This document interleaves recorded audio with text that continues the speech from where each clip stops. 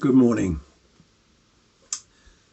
I return this week to the readings for the Mass of today, which are from the first book of Kings and Matthew's Gospel. So the reading from Kings. The stream in the place where Elijah lay hidden dried up, for the country had no rain. And then the word of the Lord came to Elijah, "Up and go to Zarephath, a Sidonian town, and stay there. I have ordered a widow there to give you food." So he went off to Sidon, and when he reached the city gate, there was a widow gathering sticks. Addressing her, he said, "Please bring a little water in a vessel for me to drink." She was setting off to bring it when he called after her. "Please," he said, "bring me a scrap of bread in your hand." "As the Lord your God lives," she replied, "I have no baked bread, but only a handful of meal in a jar and a little oil in a jug. I'm just gathering a stick or two to go and prepare this for myself and my son to eat, and then we shall die." But Elijah said to her, "Do not be afraid. Go and do as you have said. But first, make a little scone of it for me and bring it to me, and then make some for yourself and for your son. For thus the Lord speaks, the God of Israel. Jar of meal shall not be spent, jug of oil shall not be emptied, before the day when the Lord sends rain on the face of the earth." The woman went and did as Elijah told her, and they ate the food, she, himself, and her son. The jar of meal was not spent, nor the jug of oil emptied, just as the Lord had foretold through Elijah. The word of the Lord.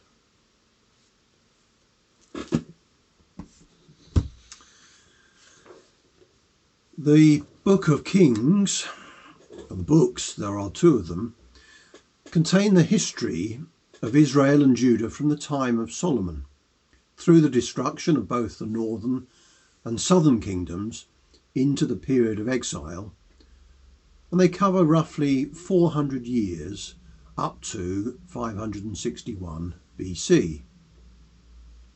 Under the rule of David and Solomon, the northern tribes and the tribe of Judah were united. On the death of Solomon, the northern tribes rejected Davidic leadership and established their own kingdom, Israel, leaving Judah as a separate kingdom in the south.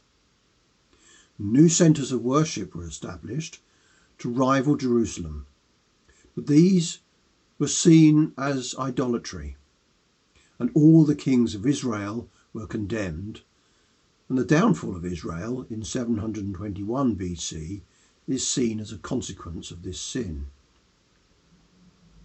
But the kings of Judah were also widely criticised, and Judah was also destroyed by Babylon. Now in today's reading we hear of the prophet Elijah.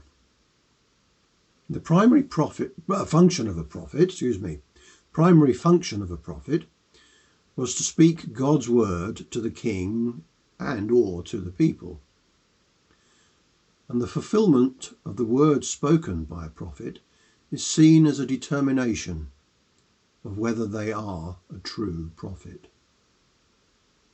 Now Elijah appears in the scriptures quite unannounced, but he appears declaring that there will be no rain except by his word. Now he's taken care of by the Lord. He's fed bread and meat by the birds with water from the stream. But soon even that source dries up, and the Lord directs him to the widow. Now Elijah was in hiding from King Ahab. The Lord directs him to this little town of Zarephath, about 9 miles to the south of Sidon, which was outside the jurisdiction of King Ahab. And there the Lord directs the poor widow to serve Elijah and performs the miracle of the meal and oil, saving not only Elijah, but the widow and her son as well. Now, the significance of all this is twofold. Firstly, we see the Lord looking after his faithful servant, keeping him safe from persecution in return for his service of the word. Secondly, God uses the fact that it is a widow and a foreigner who was chosen. And they were chosen to show that God gives his gifts to whomsoever he pleases, not necessarily to those who think they have a right to them. The lesson for us is surely that we must rely on the Lord's care, safe in the knowledge that if we follow his commands to care for our neighbour and his creation, he will respond. But also that we must accept his ways of responding, realising that it may be through others rather than ourselves. Jesus tells us in the Gospel, "You are the light of the world.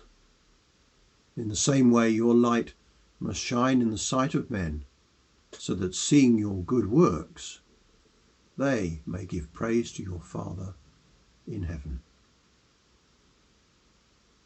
God bless.